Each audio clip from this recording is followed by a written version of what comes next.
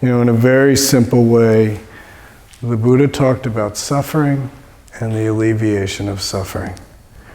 And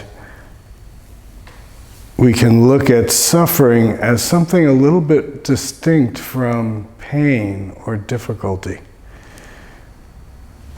Everybody in this room has been alive long enough to know the struggles and pain and difficulty that happens in our lives. Things happen unexpectedly.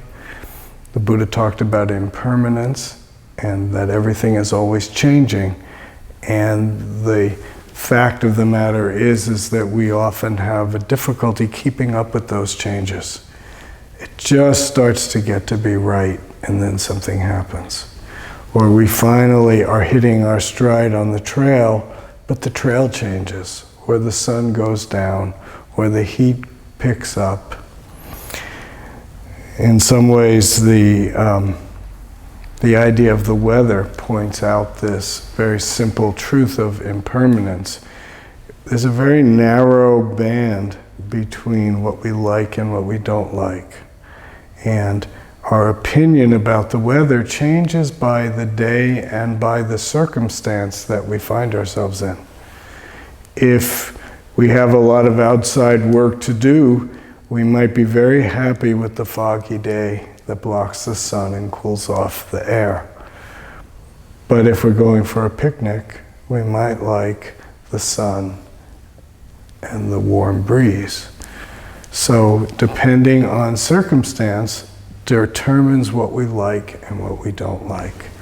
And very often, if we don't investigate our own minds, we think of our likes and dislikes as constant.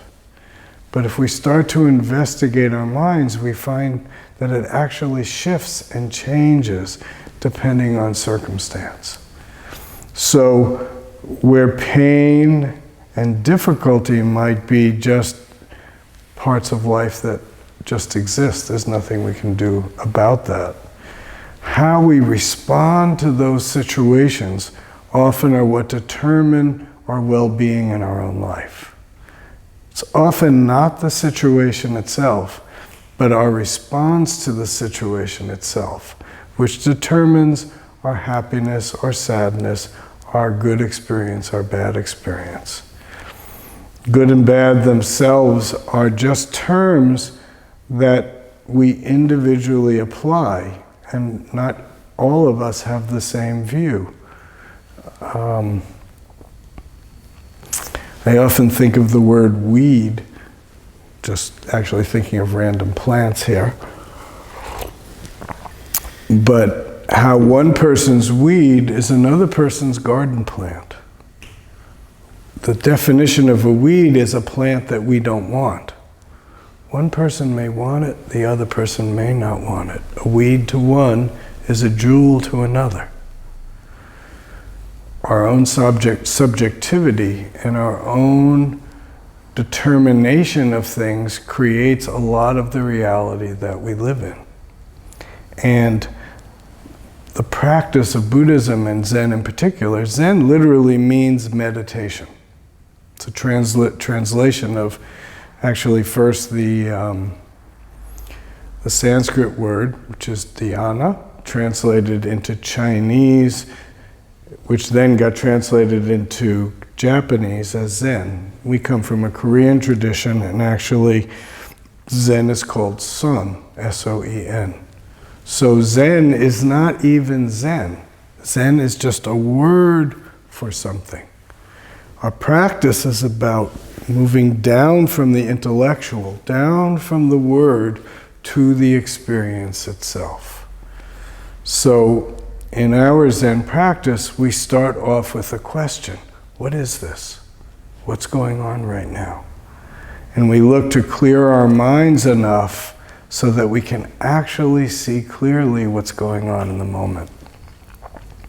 So just like we did tonight, a lot of the work that we do in this meditation hall is a combination of calming our bodies and minds down, taking the time to slowly breathe in, slowly breathe out, allow the energy in our body to return and drop to our lower abdomen. Usually in our day we get quite frantic in our meeting things and doing things, and we're always moving our energy outward.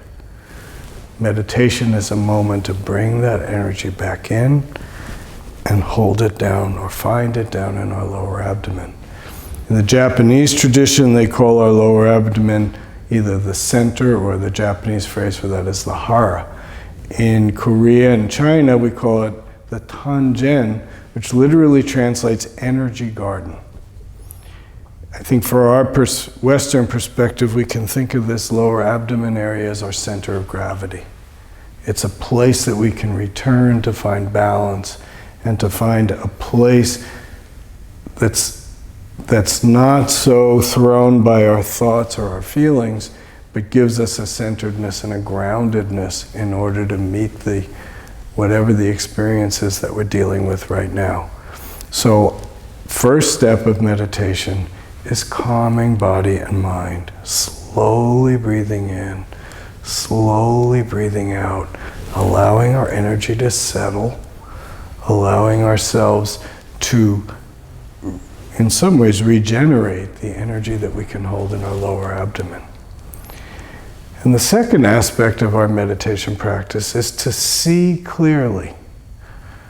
When you're sitting in meditation for a long time, you begin to see parts of yourself that you don't usually see. You get to watch how your mind operates. You start to watch your thought process, and you start to see how one thing associates with another. You start to notice the little games that our minds play to keep us, what we think of as happy. So you just get to watch. One of the things that happens in a formal meditation practice is you're not doing anything. You're not adding more stimulus. You're actually just being with, and in some ways allowing things to unwind. Allowing your mind to slow down and unwind. And then our job during the meditation is to observe, to wonder, to be curious. This wonder and curiosity is the base of practice. Chris used a phrase during his talk. He said something like, our minds make everything. Again, I was talking earlier about the adjectives of good and bad, right, wrong, pleasure, and pain. One person's pleasure is another person's pain. There's no objective reality when it comes to those kinds of descriptions. So in our practice, we get to see the way we color experience with our own ideas and beliefs. And if you keep watching that, you start to see the way that shaping of reality shapes your world and ultimately constricts you and holds you hostage to your own belief system. But until we can see our belief system, we can't see how we're hostage to it. So our practice in this meditation hall is that practice of observation and calming. Our practice outside the meditation hall is a practice of engagement and observation of what's happening.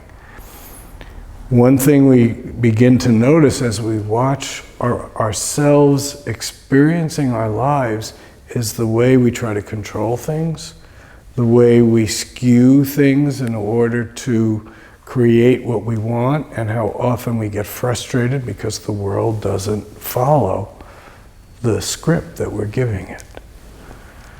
So we gain wisdom, we gain awareness of how our minds are shaping the world. And if we can view the world with some equanimity and some clarity, we also get to see how much suffering there is. We start to see around us the struggle and the pain. We even start to see how we contribute to the struggle and the pain that exists. And with our curiosity and wonder, we begin to realize that our own behavior, our own way of being, is often what's causing the pain and suffering in the world. So we begin to change. We begin to see things, and we begin to respond differently. And in that way, we gain some clarity, some compassion, and some wisdom. As our energy calms down, people are more drawn to us. We're not pushing people away so much with our greed and our anger and our ignorance, but there's a more connectedness. The world gets more connected. As we give that away, the peace and the love that we all want gets created by our own actions. It's not something that somebody else is going to do for us. It is the result of our own actions.